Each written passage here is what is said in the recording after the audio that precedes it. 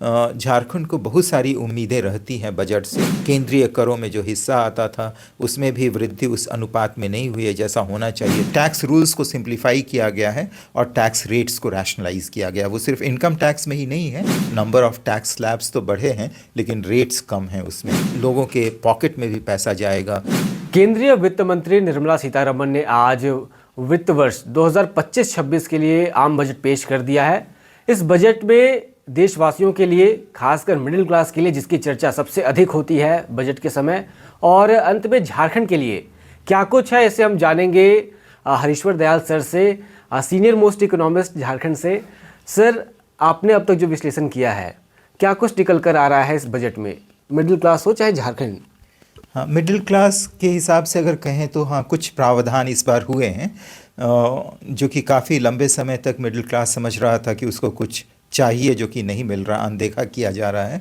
खास करके वो लोग जो कि सैलरीड इनकम ग्रुप हैं तो उनको कुछ एडवांटेज है, लेकिन उसको नहीं देखते हुए अगर हम देखें तो टैक्स रूल्स को सिंप्लीफाई किया गया है और टैक्स रेट्स को रैशनलाइज किया गया। वो सिर्फ इनकम टैक्स में ही नहीं है जहाँ पर कि कर के दरों को आप देखिएगा कि कम भी किया गया है। टैक्स स्लैब्स के हिसाब से अगर देखें तो नंबर ऑफ टैक्स स्लैब्स तो बढ़े हैं लेकिन रेट्स कम हैं उसमें। तो वो है एक, और लेकिन सिंप्लीफाई भी किया गया है। जैसे ये जो old and new tax regime को लेकर के जो कन्फ्यूजन था, तो न्यू टैक्स रेजीम को डिफ़ॉल्ट टैक्स रेजीम मान लिया गया है। लेकिन ओल्ड टैक्स रेजीम भी बहुत लोगों को, खास करके जो सैलरीड लोग हैं, उनके लिए ये ऑप्शन खुला हुआ है।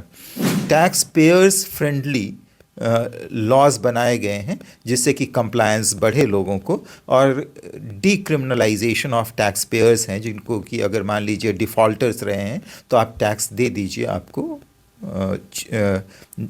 क्रिमिनल नहीं समझा जाएगा, बस आपको अपना टैक्स डिफ़ॉल्ट किए हैं उसको आप पे कर दीजिए। तो इससे कलेक्शन बढ़ेगा गवर्नमेंट का। उसी तरह से अगर कस्टम ड्यूटी देखें तो उसमें भी सिंप्लीफाई किया गया है रूल्स को एंड रेट्स को। तो ये मुझे लगता है कि काफ़ी अच्छा होगा, टैक्स कलेक्शन के लिए भी अच्छा होगा और टैक्स पेयर्स के लिए भी अच्छा होगा। ईज़ ऑफ टैक्स पेइंग का कॉन्सेप्ट इसमें आया है। इसके अलावा अगर हम देखें तो कृषि और उद्योग के लिए भी बहुत सारे प्रस्ताव हैं जिससे कि फ़ायदा होगा। इकोनॉमी फिर से रिवाइव करेगी, और टैक्स लॉज को भी जो सिंप्लीफाई किया गया है, टैक्स रेट्स को रैशनलाइज किया गया है, तो उसका असर क्या होगा कि टैक्स कलेक्शन बढ़ेगा और उसका भी असर इकोनॉमी पे पड़ता है कि वो इन्वेस्ट होगा, स्पेंड होगा और उससे बढ़ेगा। लोगों के पॉकेट में भी पैसा जाएगा क्योंकि टैक्स रेट्स कुछ रैशनलाइज हुआ है, कुछ कम हुआ है, तो लोग खर्च करेंगे और एक्सपेंडिचर अगर बढ़ता है तो उसका असर पड़ता है मार्केट पे, उसका असर पड़ता है इकोनॉमी पे। झारखंड की जहाँ तक बात करें तो झारखंड को बहुत सारी उम्मीदें रहती हैं बजट से। ज़रूरी भी है क्योंकि यह राज्य कई तरह से इसको ज़रूरत है वित्तीय सहायता का, और कुछ जगह पर अगर देखें तो जो वित्तीय सहायता जो हम लोगों का अपना राज्य का एक कहिए कि हक है, उसको मिलना चाहिए, उसमें कुछ गिरावट आई है। जो केंद्रीय करों में जो हिस्सा आता था उसमें भी वृद्धि उस अनुपात में नहीं हुई है जैसा होना चाहिए था और जैसी उम्मीद है। उसके कई कारण हैं। वो सेस एंड सरचार्ज का लंबे समय तक बढ़ता रहना, जो इस बार हो रहा है कि सेस एंड सरचार्ज को भी रैशनलाइज किया गया है, कम किया गया है, तो उससे भी होगा कि फ़ायदा होगा। खैर, उस पर मैं बाद में आऊँगा। लेकिन ग्रांट्स इन एड राज्य सरकार को जो मिल रहा था उसमें काफ़ी कमी आई है। तो यह उम्मीद की जा रही थी कि यह वित्त मंत्री इस वित्तीय वर्ष में, बजट 25-26 के बजट वर्ष में जो ग्रांट्स इन एड स्टेट को मिल रहा था उसको रीस्टोर कर सके या करेगा। ये अंतिम वर्ष है 15वें वित्त आयोग का भी, तो 15वें वित्त आयोग पिछले 2 सालों से कुछ अनुदान को बंद किए हुए है या ख़त्म किए हुए है, तो वो उम्मीद की जा रही थी कि वित्त मंत्री उसको रीस्टोर करेंगे, थोड़ा सा अपनी जनरॉसिटी दिखाएंगे इस राज्य के लिए और यहाँ के रहने वाले लोगों के लिए, तो वो नहीं दिखा है।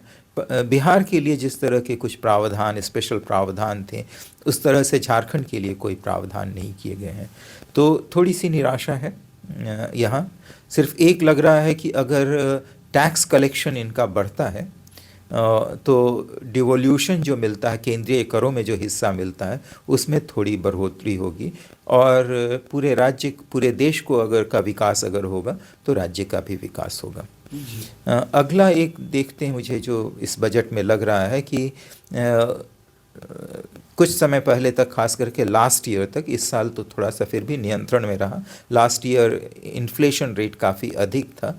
जो आरबीआई का जो स्टिपुलेटेड रेट है कि 6% तक ही रहना चाहिए, 4 से 6% के अंदर रहना चाहिए, 6 से ऊपर नहीं बढ़ना चाहिए।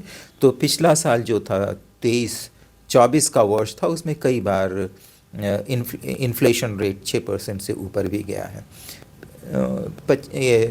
अभी तक का जो समय रहा है इस वित्तीय वर्ष का, 24-25 के वित्तीय वर्ष का, उसमें इन्फ्लेशन रेट कुछ हद तक नियंत्रित रहा है। इस बार जो केंद्र सरकार का जो प्रयास है, बजट डेफिसिट को, रेवेन्यू डेफिसिट को, प्राइमरी डेफिसिट को, इन सभी को नियंत्रित रखना, पिछले सालों से कम करना, तो उसका प्रभाव मूल्य वृद्धि पर सकारात्मक पड़ेगा, मूल्य वृद्धि नियंत्रित हो सकेगा। सर, स्वास्थ्य को लेकर के और शिक्षा को लेकर के लोगों में बड़ी जिज्ञासा रहती है कि सरकार क्या सोच रही है, क्योंकि फ्यूचर का बजट हर बार कहा जाता है कि फ्यूचर का है। कुछ लग रहा है कि स्वास्थ्य और एजुकेशन के सेक्टर में कुछ कुछ किया गया है। अगर आप देखेंगे कि स्कूली शिक्षा में उसके कंटेंट में भी थोड़ा और प्रोविज़न हुआ है। प्रस्ताव है AI बेस्ड एजुकेशन को, उसको बढ़ाने का, मेडिकल एजुकेशन को बढ़ाने का, और स्वास्थ्य के क्षेत्र में भी, स्वास्थ्य क्षेत्र के विस्तार के लिए भी प्रावधान है। और दूसरा है कि कई तरह की बीमारियों में कर के को कम करने का, कैंसर की भी दवाइयों में जैसा कि मैं आ रहा था, रेट कम किया गया है। तो उसका होगा कैंसर सर्विसेज फैसिलिटीज़ जो पेशेंट्स को मिलते हैं, उसके लिए भी कर छूट का प्रावधान है, जिससे कि राहत कुछ मिलेगा। एक सवाल ये भी है सर कि कई लोगों ने पॉइंट आउट किया कि जो बजट है वो रेवेन्यू जनरेशन पे ज़्यादा फोकस है compare to employment generation.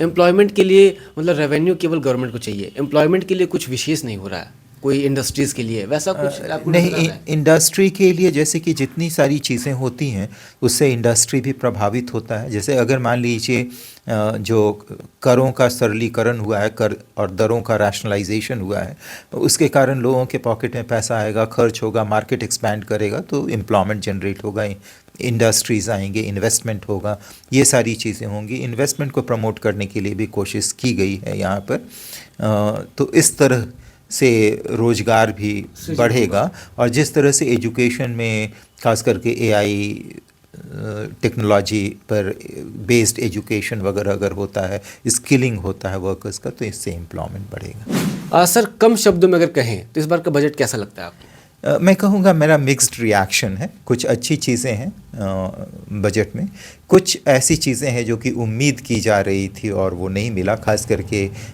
Jharkhand के लोग और काफ़ी कुछ उम्मीद कर रहे थे कि इस राज्य को भी कुछ मिलेगा जैसा कि बिहार को मिल रहा है, तो वो नहीं मिला है, तो उसकी थोड़ी मायूसी। चलिए, बहुत बहुत शुक्रिया सर बातचीत के लिए। तो अभी हम बात कर रहे थे senior most economist Harishwar Dayal से